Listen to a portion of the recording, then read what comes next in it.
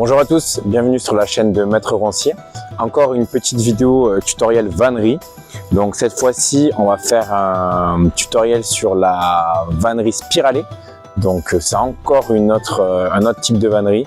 La dernière que je connaisse et que je maîtrise, il y en a sans doute plein d'autres, mais c'est la dernière que je vais explorer et vous présenter sur la chaîne pour le moment. Et donc c'est une vannerie spiralée assez accessible et assez facile parce qu'en fait on va utiliser un fond en bois pour coudre le jonc. Là c'est du jonc. On peut utiliser de la massette, on peut utiliser du carex, de la molini, plein d'autres types de graminées ou de plantes.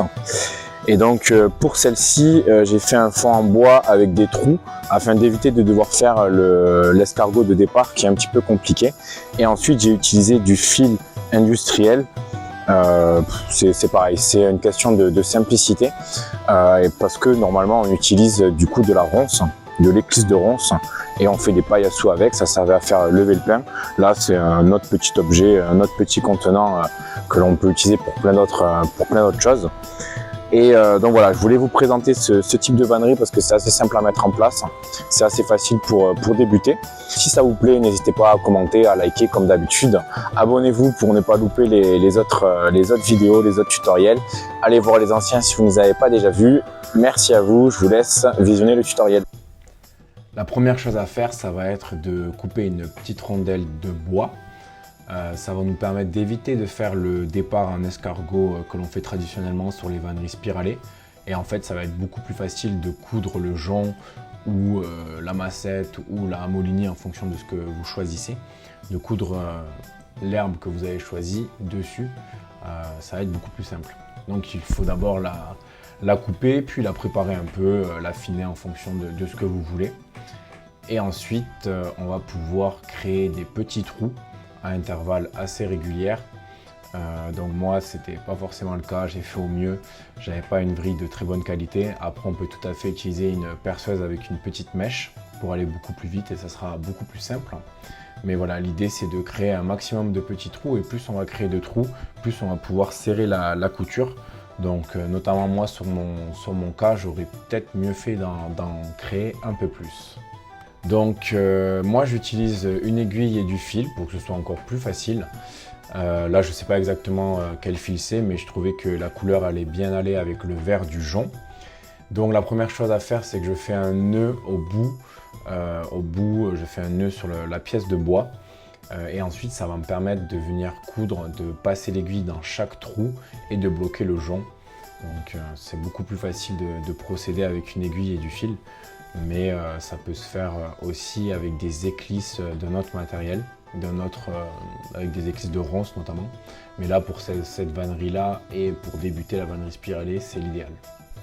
Donc une fois que j'ai bloqué mon fil, je vais pouvoir venir ajouter du jonc. Pour ça je prends 4 ou 5 bouts de jonc et je les vrille entre eux. C'est très important de les vriller, donc du coup toute la vannerie sera beaucoup plus serrée et elle tiendra mieux. Je les vrille entre eux, je les passe dans le premier point, je serre bien et ensuite je couds tout le long, tout simplement. Je couds tout le long de tout le tour de la pièce de bois pour faire le premier tour.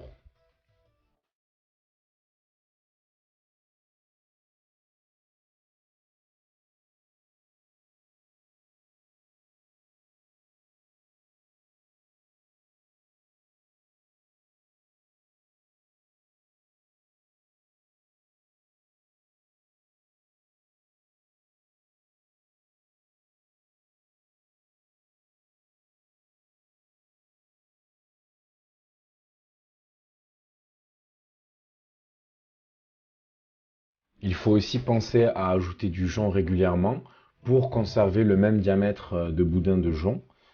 Donc on vient prendre quelques brins de jonc en plus et on vient les bloquer dans le boudin précédent, enfin dans le boudin couramment utilisé. Et en vrillant, en fait, tout va se bloquer. Mais il faut bien vriller, c'est aussi pour ça qu'on vrille en fait, c'est pour pouvoir bloquer la matière que l'on va rajouter.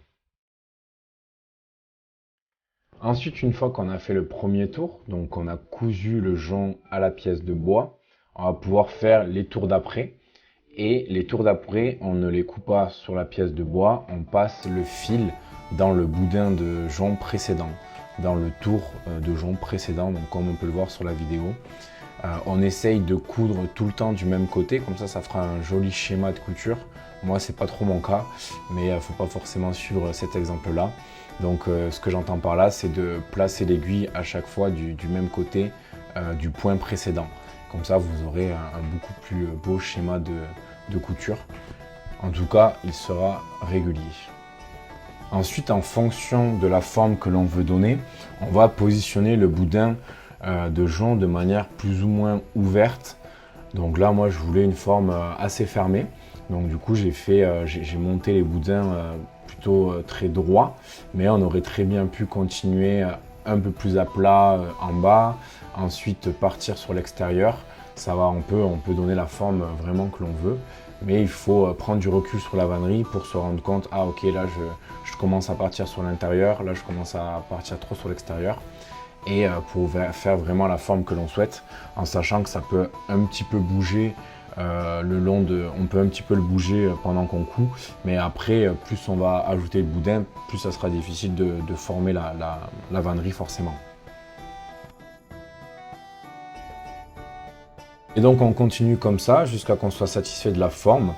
Et ensuite pour le dernier tour, moi tout ce que je fais simplement, c'est de ne plus rajouter de jonc et d'essayer d'arriver jusqu'au bout du boudin de jonc.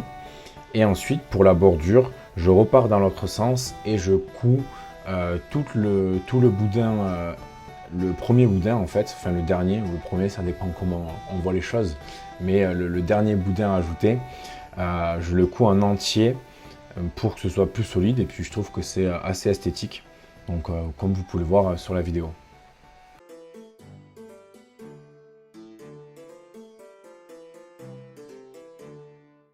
Et enfin, comme toujours, on va venir faire les petites finitions, donc couper les petits fils qui dépassent, les petits bouts de jonc qui dépassent, et notre vannerie spiralée sera terminée. Donc ce schéma-là de vannerie spiralée, de construction de vannerie spiralée est assez simple. Je ferai sans doute un autre tutoriel pour en faire des plus traditionnels, donc des pailles à sous. C'est le même principe, sauf qu'on n'utilise pas forcément de pièces de bois pour commencer, et on coud avec des éclisses de ronces. Mais sinon c'est exactement le même principe. La difficulté est la même, il faut beaucoup de patience, mais la difficulté est la même. Merci à tous d'avoir regardé cette vidéo. Si elle vous a plu, n'hésitez pas à la liker. Abonnez-vous pour voir les autres vidéos à venir. Et si vous ne nous avez pas déjà vu, allez voir les anciens tutos. J'en ai fait plusieurs sur déjà comment faire des paniers, des corbeilles, plusieurs tutos de vannerie sauvage. Et abonnez-vous si l'artisanat paysan et primitif vous intéresse. Je vais sortir d'autres vidéos. Merci à tous et à une prochaine vidéo.